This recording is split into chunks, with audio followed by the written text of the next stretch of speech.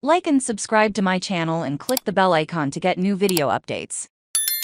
Computers make snow clearing more efficient. Why don't they use more cities? Before snowfall began Tuesday night in Sudbury, Massachusetts, salt trucks had been preparing the roads for more than 2 hours. When the snow began to stick to the ground, it was time for the 11-foot wide snow plows to hit the road and cleared main roads and residential areas. The workers would plow and spread salt for the next few hours until the storm, a modest one this time, subsided. The only way I can describe plowing to someone who has never done it is that you have to learn to come to terms with being uncomfortable, said Brian Hawes, a foreman with the Sudbury Department of Public Works, who was operating one of the snowplows during this week's storm. It is snowing or it is raining very hard, and you can see nothing but still having to. It turns out that today's snow removal practice predates what you think. Hand-drawn routes, printed maps, but some cities are showing that there is a more advanced way. Recently, more and more cities and states are turning to software that can outline the most efficient snowplow routes for an area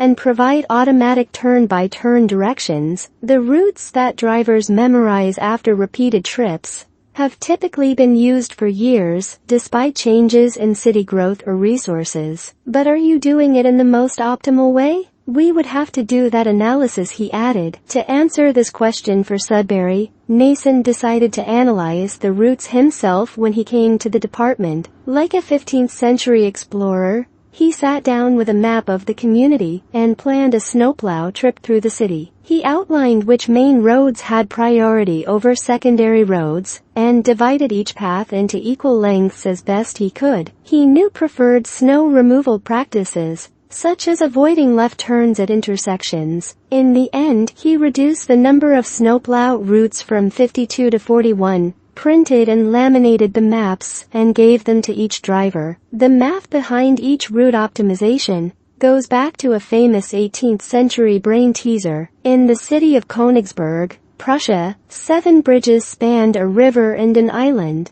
but one man wanted to walk on each bridge and only cross each bridge once. Certain critical roads, e.g. those to hospitals, must be cleaned first. Other restrictions include one-way streets or road restrictions for vehicles weighing thousands of pounds. The recent driver shortage has also stressed many departments, leading some workers to expand their routes to cover more ground. After trying to optimize his routes by hand, Nason hired a company called RouteSmart Technologies, which began operations in the 1980s to analyze his routes. The algorithm reduced its fleet from 41 to about 32 snowplows, with each route taking a maximum of 2 hours. If a driver calls that day, Nason can also split that driver's route among the other snowplow drivers, so no one has to shoulder the brunt of the extra work. Nick Repecta, superintendent of highways at Shrewsbury,